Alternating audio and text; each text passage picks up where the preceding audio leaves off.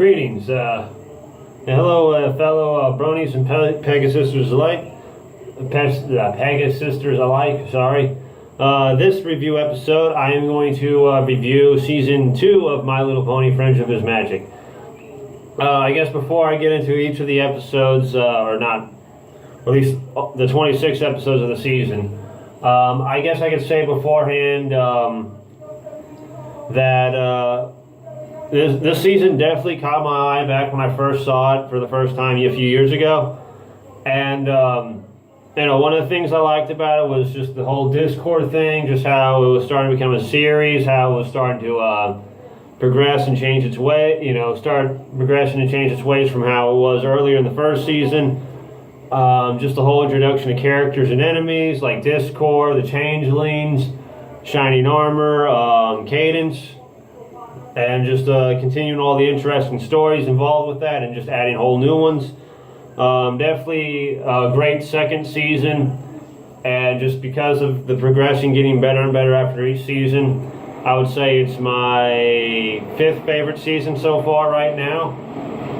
And I guess with that being said, I'll get to it. Hopefully the plane doesn't really interfere with anything else in the future.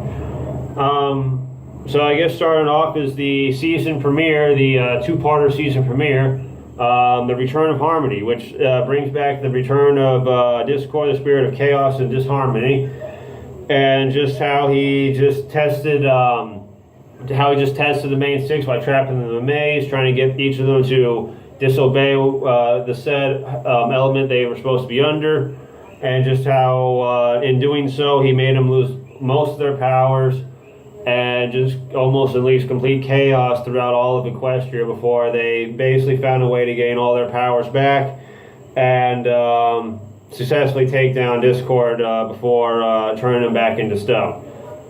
And thus be able to,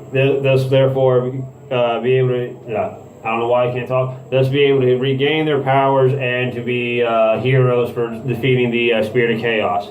After that, it's one of those, I don't know, not really, I guess, drier episodes. I noticed the season premieres and the season finales are like really intense, and then some of the seasons in between, or some of the episodes in between, just kind of lower that quality. But I guess that's kind of a good thing because you want a good season premiere, you want a great season finale, so definitely makes sense to have a weird sandwich in the middle. Episode 3 would be Lesson 0, where she found out she didn't do a weekly report to Princess Celestia. And basically this episode, she just kind of goes way crazy, just trying to plan ways to try to create a friendship problem to write to Princess Celestia. And in the end, she obviously becomes the problem. This is one of the more, compared to the likes of Season 1, which at first I kind of thought were a little light, this one was definitely not as light, or it was as light as some, but not as light as others or most from Season 1. And I definitely like the episode. I definitely like the episode, and I like how this makes it to where it's not just Twilight that has to send the letter. It's anybody, which kind of opens the door for a whole lot more characters, which is a great way to continue unleashing what is to become of the second season and every season afterwards. After that, it's Luna Eclipsed, which is basically it's the first Nightmare Night after Nightmare Moon. And while Princess Luna's trying to redeem herself, everybody is getting the spirit of Nightmare Night, and they think that she's actually afraid of, and they think that and she thinks they're actually afraid of her. And just the whole time, she just realizes that they aren't afraid of her, that it's part of the celebration, and that they do accept her as the princess, not as the Nightmare Moon that was inhabiting the moon for 1,000 years. Thus, therefore, kind of confirming that everybody is, again, accepting her, and that she really has nothing to worry about. Everybody in Equestria, at least Ponyville for that matter, is very easily forgiving for what she became and what she almost became. Next would be the Sisterhooves Social, which is one of the few ones that focuses around Sweetie Belle and Rarity. And it just involves it involves the first sister race. And this was actually a pretty good one, because I remember, even without reading this, it was about how Rarity felt like Sweetie Belle was seeing Applejack as the better older sister, and that she was kind of a letdown. And so they almost switched spots, and then last minute they switched spots back, and and Sweetie Belle realizes that Rarity is just as interesting of a sister as much as Applejack is for Apple Bloom. And just the whole switcheroo thing was pretty interesting. I didn't really see that, even though I did notice the eye difference in Applejack for the moment. But I don't know, I guess the whole older sister quality, or you just don't know what you expect until, or you just don't really know what you expect until it happens, sort of thing. Definitely kind of thought that was a pretty interesting episode. It was a pretty fun to watch episode 2. And just how the whole Sisterhooves Social, or the sister race, kind of continues on with later on episodes in the series. Episode 6, I'm going to try to go through these a little fast. Hopefully not a minute per minute, or a minute per episode if I can talk. And it's basically Apple Bloom becoming obsessed with trying to get her cutie mark, and she ends up developing Cutie Pox, which is the name of the episode. And basically the whole thing just goes about where she feels like where she's trying to show off her new talent that keeps on changing. She starts getting a whole bunch of other cutie marks that just go out of control. And basically just the whole lesson is just obviously don't try to make your talent go to you, or just don't try to make your dreams go to you. Hold on, that's pretty sure there's a better. Don't be too anxious to get where you want to be in life. Just accept for what it is, and just enjoy life, and just learn the lesson as you go along. Don't try to skip any lessons. Next episode 7, which is actually one of my favorites because I got a pet the tortoise. If anybody sees my other videos. And this was again I saw this episode years before I actually had the pet tortoise. The pet tortoise came out earlier this year, but just even the whole premise of the episode where Rainbow Dash was trying to find a pet because she was the only friend that didn't have one, and how she wanted one that could fly, and then she started this whole race. But Tank, the tortoise, really wanted to be her pet. And just his loyalty and everything just kind of matched hers, and that's what made her realize that that's who she was meant to be with, and vice versa. And just how it brought a whole new relationship for Rainbow Dash, my favorite character of the series, into development. How it just kind of taught her a lesson as well about her element of harmony herself, about being loyal. It was definitely one of those.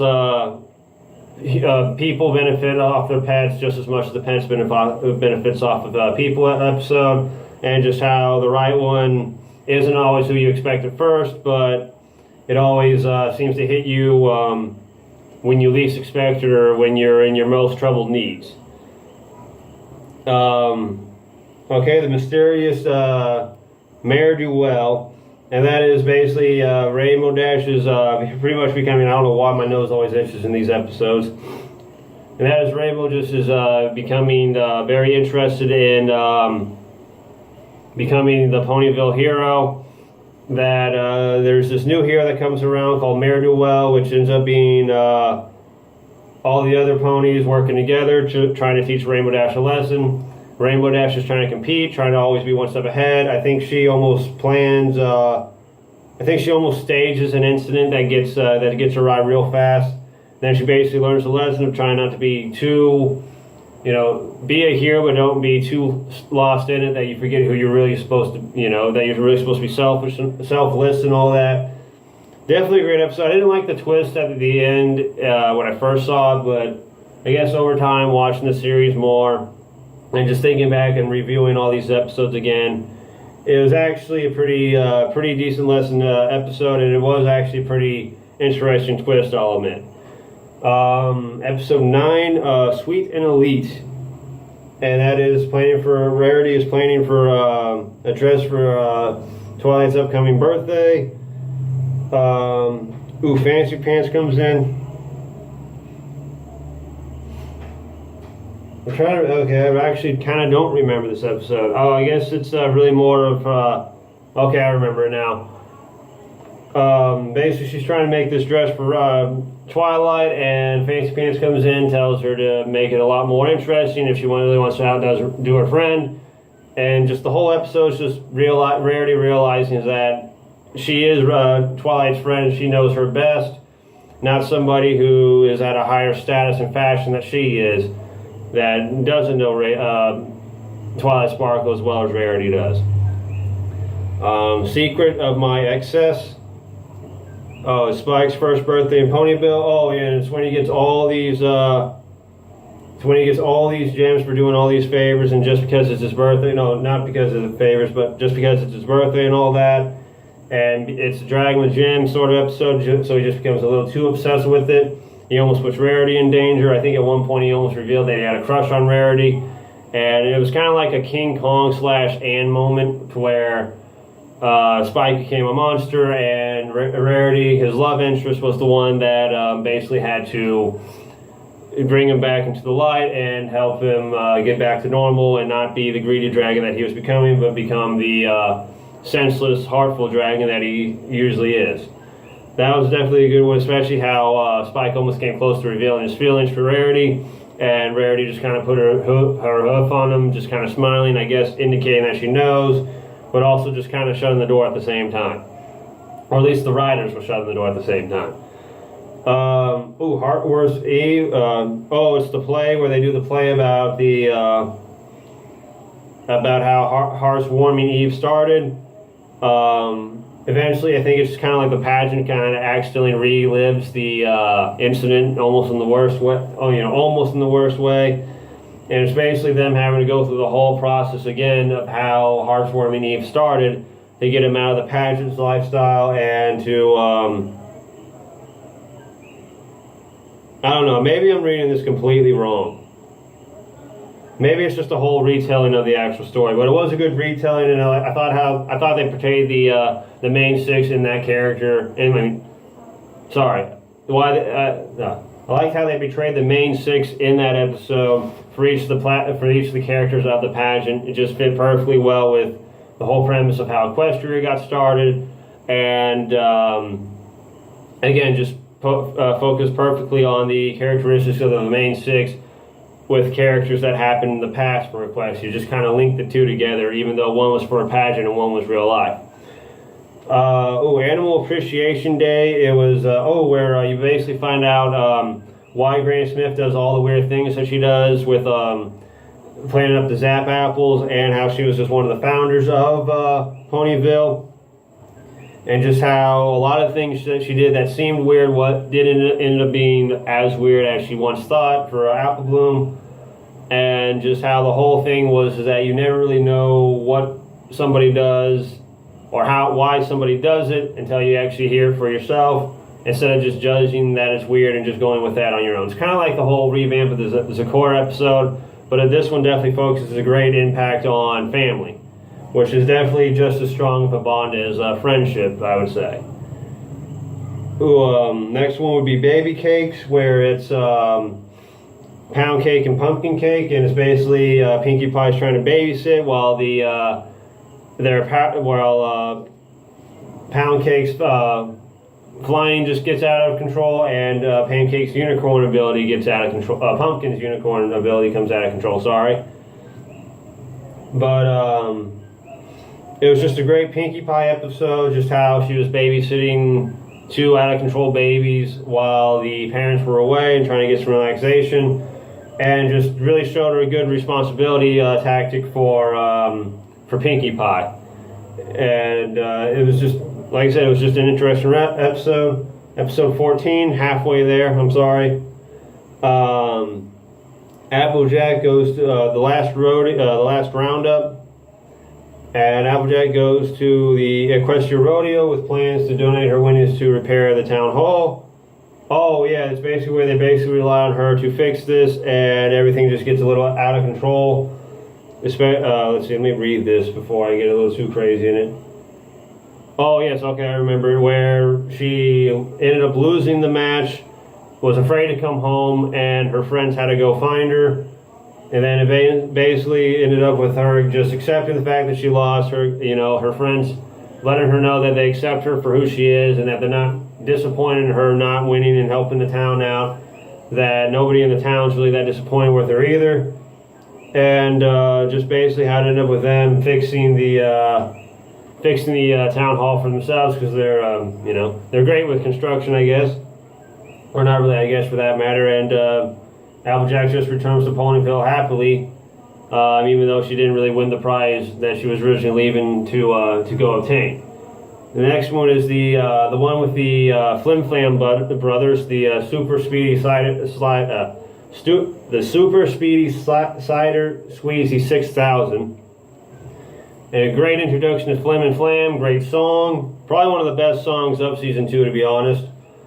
I thought it was pretty interesting how Rainbow Dash was always trying to get cider. One thing I didn't understand was something that a meme picked up on a while ago, is that if there's such a shortage of the cider, how come they're letting Pinkie Pie buy so much of it? But it was a great, kind of like Paul Bunyan thing, kind of a Paul Bunyan episode, in my opinion. Just test and see who can make the fastest cider, who can make the best cider the fastest. Just finding out that Flim and Fam were con artists, just tinkering with the machine and just destroying competition. And it was anybody that knows this episode so far just knows it's the first episode to where you see the rivalry between Flim Flam and Applejack, which definitely gets put to the test, or the rivalry definitely comes back to them later on in the series. Next one would be Read It and Weep, which is actually a pretty good episode. It's Rainbow Dash goes to the hospital for a broken wing. She's left reading Darian Dune novels. She ends up liking them, even though she told Twilight that only Eggheads reads books, but she finds out that she likes the books just as much. And I don't know, I think it's kind of a lampshade to the Bronies and the Bronies' friends in real life that might not, I don't know, it's hard to say. It could, I don't know, it could just be it could just be a lampshade of just anybody not being afraid to admit something to their friends, and just even if their friends like it or don't like it, or if it was something that opposed what they thought earlier. And just reading, for that matter, was a great subject to pick on, especially since nowadays not that many people actually read books and everything. And I just thought it was a great Rainbow Dash episode, how she was trying to sneak around the hospital trying to get the book back to finish the page, how she was trying to hide the fact that she actually liked the book, and she ended up having to reveal that to Twilight. It was just a very interesting, like I said, it was just a very interesting episode. I'm pretty sure part of that has to do with not only the subject I just mentioned, but also the fact that it's a Rainbow Dash episode. Next one is Hearts and Hoofs Day, and after their consideration, the Cutie Crusaders attempt to create a relationship between their school teacher. Oh, okay, I remember this one. They were trying to get Cheryl and Macintosh to fall in love, and eventually just created this whole mess for everything. And I think they even tried doing a love potion from Sakura, and it just ended up backfiring. The whole, the thing backfires. The two people that were potion meet each other, and they don't really fall in love or anything. But at the end, the Cutie Crusaders kind of get what's coming to them by having to do Macintosh's chores for the whole day, while I guess Charlie and Macintosh just go about their business and I guess just have fun watching the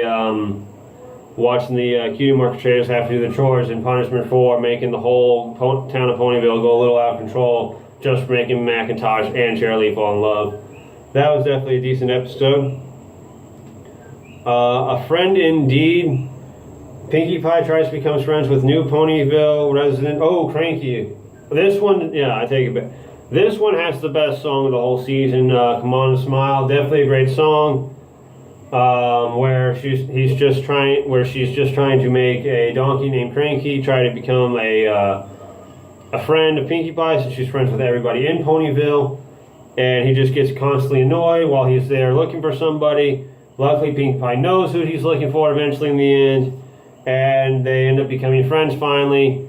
And I don't know, it's just a great. It kind of reminded me of the whole Squidward and SpongeBob episodes in the earlier seasons of SpongeBob. And it was just a great, I just kind of liked the episode. The song was great. The fact that you were able to see all the main 6 in the episode, even if it was just for that one song sequence. And just how Pinkie Pie was just just the enthusiasm Pinkie Pie had of trying to get this donkey to be friends with her. And then at the end, she uses her abilities to become friends with him. And that just kind of helps the premise for the episodes later on in the series, especially the 100th episode, seeing as how Cranky was trying to meet Matilda, somebody he had fallen in love with a few years ago, but they kind of departed, and he was coming to Ponyville to find her. Episode 19, almost there. Putting your hoof down. Oh, okay, this is the one with the Minotaur, and it's Pinkie Pie and Rarity telling Fluttershy not to be too much of a doormat for people. She eventually gets too into it, becomes too aggressive, and kind of snaps on Pinkie Pie and Rarity for the things they do. And eventually she feels bad about what she became, and she realizes that she can't stand up for herself and doesn't need to be a complete bully to do so, and she kind of ends up telling Iron Will, the Minotaur, about that. And I guess he ends up shutting down his whole program and just changes his ways as well. And, just a pretty decent episode. It's kind of a great sequel to the Fluttershy episode that happened earlier on in Season 2. Or early on in Season 1, sorry. It's about time. I'm a sucker for time traveling episodes, and this one's definitely a great one. It's basically a futuristic Twilight coming back in time to tell Twilight something about what's going to happen in the future. She's wondering why she looks all distorted. And it's basically the whole thing of the episode is that the thing that she was worrying about that the past self told her not to worry about was the stress of the thing itself. And the whole shenanigans that went along with that is what caused her to go through all the injuries or so that the futuristic Twilight had. It was definitely a great. Again, I'm a great I'm a huge time traveling fan, and just finding that was seeing that episode was definitely a great, interesting episode for me. And just seeing how she got all the injuries that she did and how she got them, that was also an interesting thing to watch as well. Like I said, great episode. Dragon Quest. Where he's just basically trying to fight himself with the other dragons, and this introduces the whole dragon kingdom later on into the series. But it's basically Spike, the baby dragon, being bullied by teenage dragons, and basically with the help of trying to read this. And basically with the help of the other ponies, mainly Twilight, Rarity, and Rainbow Dash, he basically finds a way to stick up for himself. And apparently an egg goes missing. It's an unhatched egg, and Spike eventually helps rescue and find the egg and return it back to don't know why my mind drew a blank, the Dragon Kingdom, and he kind of gets a little more respect than he deserves by the other dragons, but not so much for the ones that bullied him earlier, even though they just kind of walk it off.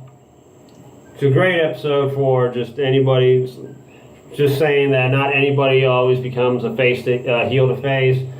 Sometimes it'll take time, or sometimes it just won't happen, but it's all about your confidence and the ability that you can do. And that was definitely a good quality episode, especially a Spike's in an episode of this at that. I don't know why I'm so tongue-tied right now. Okay, next one, Hurricane Fluttershy. And that is basically they're trying to beat a record for causing a tornado, but they need Fluttershy's help, and she's too afraid because of the public anxiety she has. And basically, the whole episode is just them trying to help Fluttershy build the confidence so they can help Rainbow Dash and her team make the tornado. Mainly, the tornado is meant to help. It's not really saying in the description what it's helped to make. But anyway, they end up not breaking the record, but in the end, that doesn't really matter between the main 6, especially Rainbow Dash and Fluttershy, because Fluttershy basically does build up the confidence and beats out her public anxiety and helps Flight and helps the other Pegasi to make said tornado to help deal with the crops that Ponyville or Cloudsdale needed to make in order to to move the water from the reserve to Cloudsdale. Okay, so just now read that. Sorry. And anyway, it was a great confidence episode. It was a great follow-up to the Doormat episode, which was a few episodes before that. And again, it brought Rainbow Dash in the mix, which I like, and it brought the whole friendship and longtime friendship at that between Rainbow Dash and Fluttershy, and that was just definitely an interesting episode to see. And next one is Ponyville Confidential. This one was definitely an interesting episode. Again, another Cutie Mark Crusaders episode, and they're opening up a school newspaper to see if they can get their cutie marks. And eventually the stories they end up making ends up hurting the people in Ponyville, especially their friends and loved ones. And eventually it just ends with them apologizing to the town folk,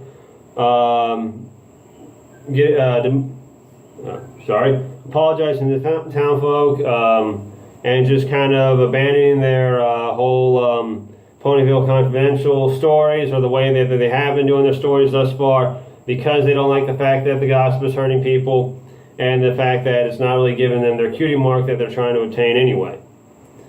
But I mean, again, it's one of those episodes where you feel like you've seen it in other shows before growing up, but the way they did it with the characters of My Little Pony in this one, again, it was cliche, but seeing it and in the way that they did interpret it was definitely a great way to bring it out, and it was a great, it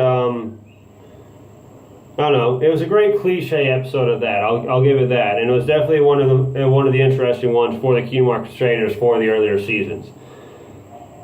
Next one is the mystery of the Friendship Express, and that is they're trying to deliver a cake to Equestria, and all of a sudden the cake goes missing, and Pinkie Pie is trying to figure out who took it, and I actually can't remember who ended up taking it. I think it just got misplaced somewhere, if anything.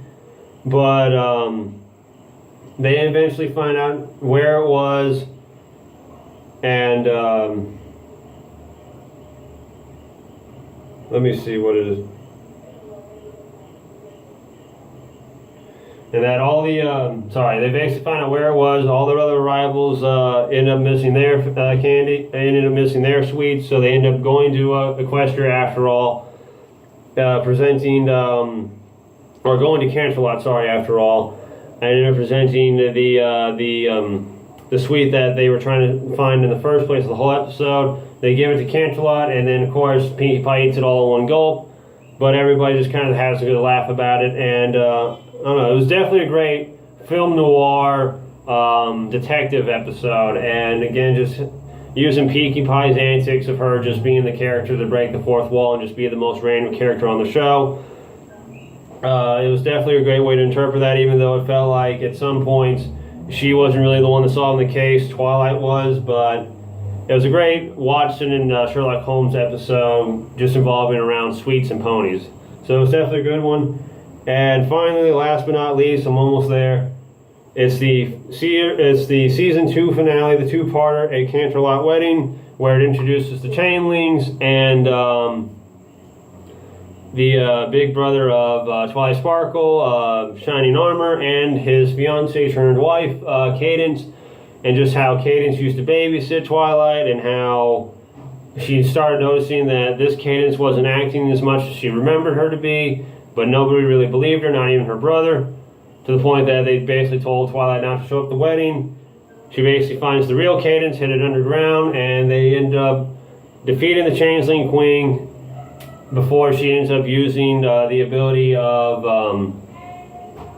can't remember why she was trying, before she uses the ability of Shining Armor's love to gain all the hunger, and so that her and her other changelings can take over Equestria. It was great, as opposed to the 22 episodes in between that were kind of light here and there. It was definitely a great return to how they did the Return of Harmony, the season 2 premiere.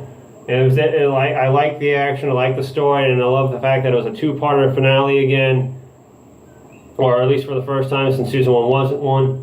And it was just a great introduction to characters, villains, and just, again, just set the path for a whole new way of other characters and other stories involved that would be involved with that. And it was just a great way to end the season through a wedding, which, you know, it's been done before, but the way they did it in this show is actually pretty interesting and still kid friendly.